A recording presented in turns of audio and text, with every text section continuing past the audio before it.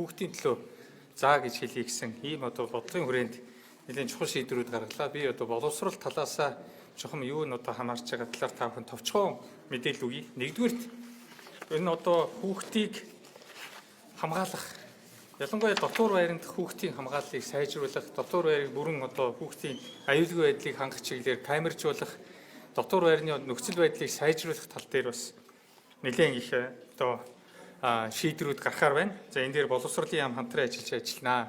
Одоо энэ асуудлыг шийдвэрлэнэ. За хоёрдугаарт бол хүүхдийн одоо зөвлөлийг гэж байдаг. За энэ байгууллагаас бас санал тавиад өчигдөр бид хуралдахад бол ярьж ирсэн. Тэгэхээр сурагчдын өөрөө удирдах зөвлөл, сөөз гэж ярьдаг. Энэ сурагчдын өөрөө удирдах зөвлөлийн бие даасан байдлыг хангах. За энд бол одоо яг сурагчдын өөрөө удирдах зөвлөлийн сонгуул гэдэг бол хүүхэд арчлалын процесс суралцдаг энэ үйл явц учраас үүнийг яг утгаар нь хэрэгжүүлдэг байх.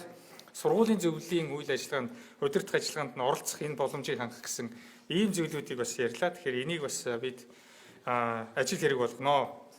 За түүний зэрэгцээ бас хүүхдийн төлөө үндэсний зөвлөлийн хуралдаанд миний зүгээс ч бас хэлж ирсэн зүйл бол нийгмийн сүлжээнд SNS гэж ярьдаг, Facebook, TikTok, одоо Instagram гэдэг нийгмийн сүлжээнд дэх 16 нас хүртэл хүүхдийн оролцоог зохицуулах тухай анх дахь хуулийн төслийг бас 4 яамны донд ажлын хэсгэнд байгуулагдаад үзэл баримтлал нь одоо боловсруулагдаад явж байна.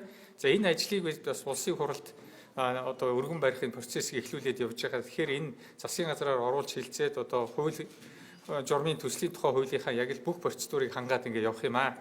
За энэ дээр бас хүмүүс бас анхаарч үзэж саналаа өгвөл их сайн парламентаар удахгүй байшнаа.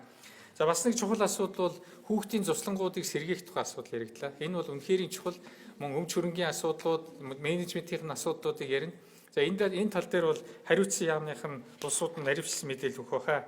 За мөн одоо хүүхдийн ордон байгуулах асуудлууд яригдж байна. Үнэхээр та бүхэн бол ойлгож мэдж байгаа бах.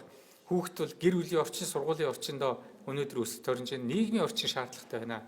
Хүүхэд гэр сургуулийнхаа хооронд явхад хөгждөг ийм орчин шаардлагатай байна гэдэг энэ ажлыг хүүхэд энэ хоорондоо номын сангаар үйлчлүүлдэг, соёлын үйлчлэгээр үйлчлүүлдэг, спортоор үйлчлүүлдэг, өөрийгөө хөгжүүлдэг ийм боломжийг бий болгох тал дээр бас энэ боловсролыг дэмжих жилийн хүрээнд энэ хүүхдийн төлөө одоо үйл ажиллагаа явуулж байгаа бүх одоо байгууллагууд хамтраад энэ дээр бас төсөв мөнгөө нийлүүлээд ингээд хүүхдийн төлөө хөрөнгө оруулалтыг хийя гэсэн ийм зүйлүүдийг ярилцсан. Та бүхэнд баярлалаа.